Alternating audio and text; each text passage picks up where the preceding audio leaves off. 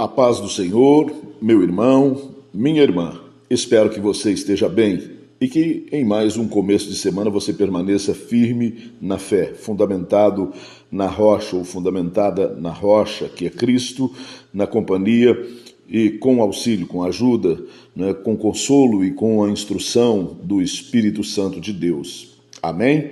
Voltamos a meditar na palavra do Senhor aqui nesse espaço de estudo, nesse espaço de ensino.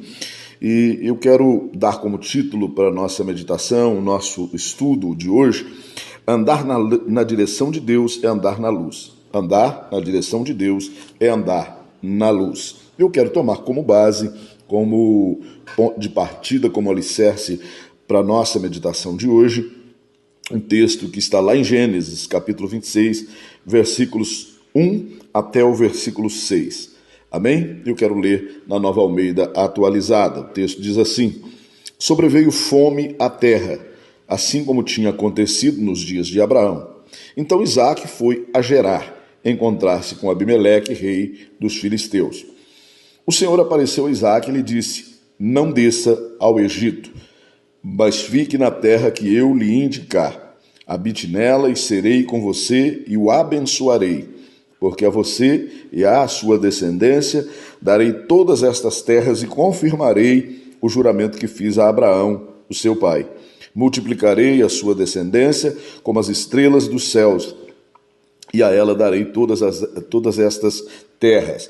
Na sua descendência serão benditas todas as nações da terra, porque Abraão obedeceu a minha palavra e guardou os meus mandamentos e os meus preceitos e os meus estatutos e as minhas leis. Isaque, pois, ficou em Gerar. Bem, ali Deus estava reafirmando a Isaque a promessa que havia feito a Abraão. Deus estava relendo o texto do pacto. Amém? Geração após geração, no entanto, o homem sempre se inquieta em situação de dificuldade. A palavra diz que havia fome na terra. Em situação de escassez, é natural nós sermos tomados de uma ansiedade. Quando os recursos se esgotam e para o cristão, parece que a resposta de Deus tarda. Segundo a epístola de Pedro, capítulo 3, versículo 9, diz que o Senhor não retarda as suas promessas, embora muitas vezes a tomemos por tardias.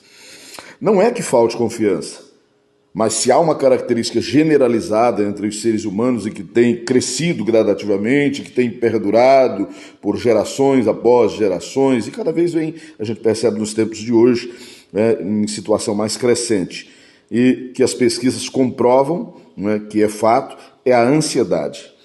Justamente o que Jesus aconselhou não desenvolvêssemos, ansiedade. Ele disse: não andeis ansiosos. Ficamos ansiosos e isso nos leva a tomarmos decisões nem sempre acertadas, quase sempre erradas ou que vá representar algum tipo de dano futuro. Somos levados a imaginar que precisamos ajudar a Deus a agir. O homem sempre foi tomado dessa ideia distorcida. A palavra diz que a intenção de Isaque era ir para o Egito, à procura de solução para uma situação quase ímpar, quase sem precedentes. E eu digo quase porque o texto bíblico diz que havia fome na terra além da primeira fome, que foi nos dias de Abraão. Então vemos aqui que uma não era equivalente à outra. Nenhuma outra tinha sido tão grave desde os tempos de Abraão. É o que o texto nos revela.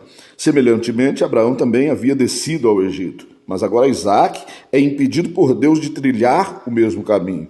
Mas isso não o impede de passar por situações idênticas às que seu pai passou. Mentir, por exemplo, que Rebeca não era sua mulher e sim sua irmã.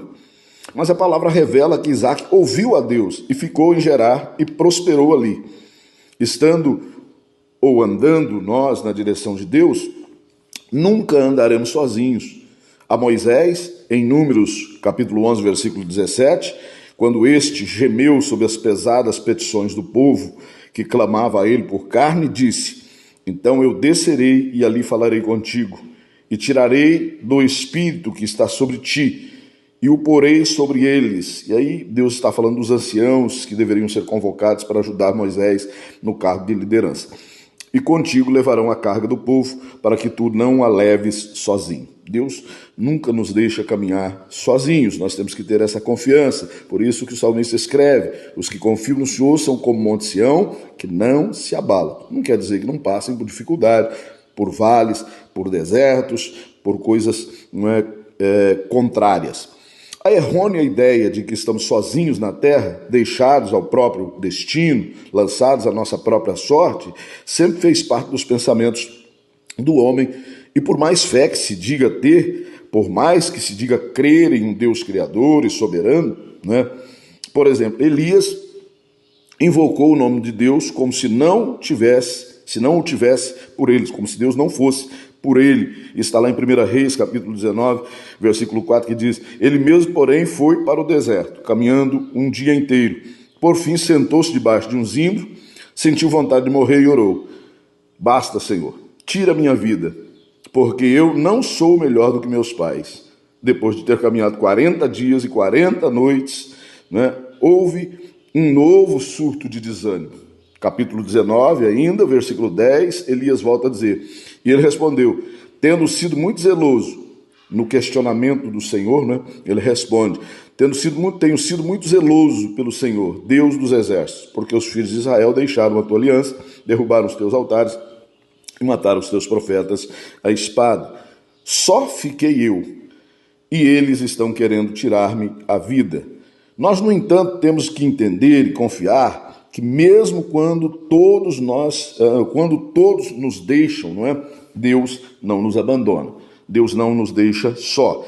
Isaías 49:15, o texto bíblico diz: o Senhor respondendo: será que uma mulher pode se esquecer do filho que ainda mama, de maneira que não se compadeça do seu ventre, ou do filho do seu ventre? Mas ainda que esta viesse a se esquecer dele, eu, porém, todavia, não me esquecerei de você. Amém? Deus está dizendo que não nos deixa nunca sozinhos. E a gente acha-se no direito, como Elias ali, de aconselhar Deus, de fazer um pedido totalmente fora de mão, a Deus, como pedir a morte. Se Deus fosse ouvir os conselhos do homem, a humanidade estava aí sim totalmente perdida. Hoje um fator, no entanto, tem mantido o homem distante de Deus: a ausência de fé. Nem é mais o pecado, como está no livro de Isaías 59:2, mas a ausência da fé, visto que nós fomos reconciliados ou reaproximados de Deus pela cruz. Romanos 5:10 diz: porque se nós, quando inimigos, fomos reconciliados com Deus mediante a morte do seu Filho, muito mais estando já reconciliados, seremos salvos pela sua vida.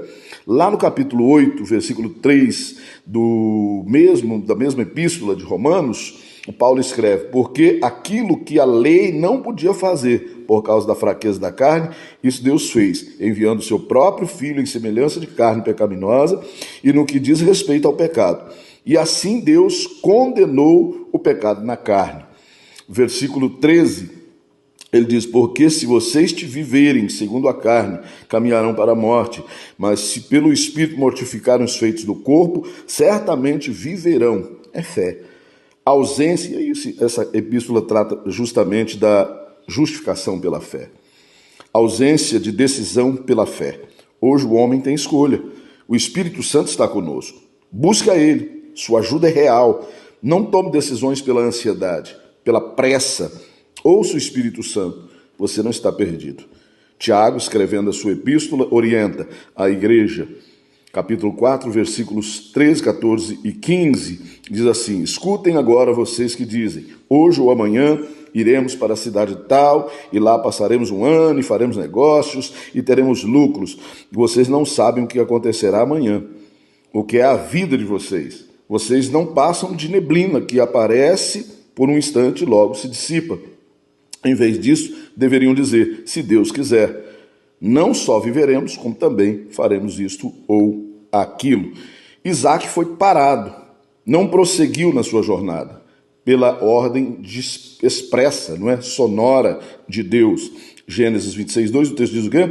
O Senhor apareceu a Isaac e lhe disse: não desça ao Egito, mas fique na terra que eu vou lhe indicar.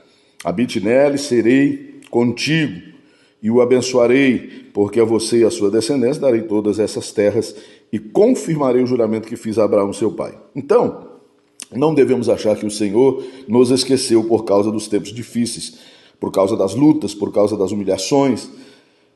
Muitos de nós temos passado tudo isso nos dias de hoje. Nós temos uma promessa e precisamos confiar nela, e precisamos crer que o Senhor não perdeu o controle.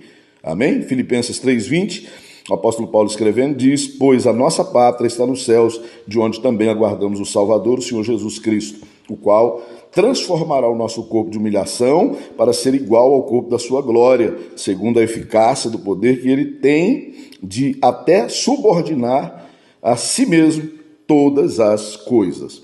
O tempo de tudo, né, Deus sabe, e quando for hora, ele mesmo dirige os caminhos. Quando foi hora, por exemplo, ele dirigiu os filhos de Israel através da vida de José, para que ali no Egito o povo de Israel fosse poupado e se multiplicasse por 430 anos. Assim estamos sendo dirigidos pelo Espírito, aguardando a volta do Senhor Jesus para que nós possamos habitar com Ele. Vamos orar. Senhor nosso Deus e nosso Pai, em nome de Jesus, nos fortifica hoje, Pai, e todos os dias mais, para que nós nos sejamos fortificados no Espírito, possamos ter a visão aberta, a visão da fé, meu Deus querido, e condições de vencer tanto a noite negra, Senhor, no vale, a noite escura de choro, quanto o deserto, Senhor amado, que o Senhor tem para cada um quando quer instruir, quando quer ensinar, quando quer tornar forte essa pessoa. Visita o meu irmão, Senhor amado, com esse espírito de fortaleza. Visita o meu irmão, visita a minha irmã com esse espírito de disposição,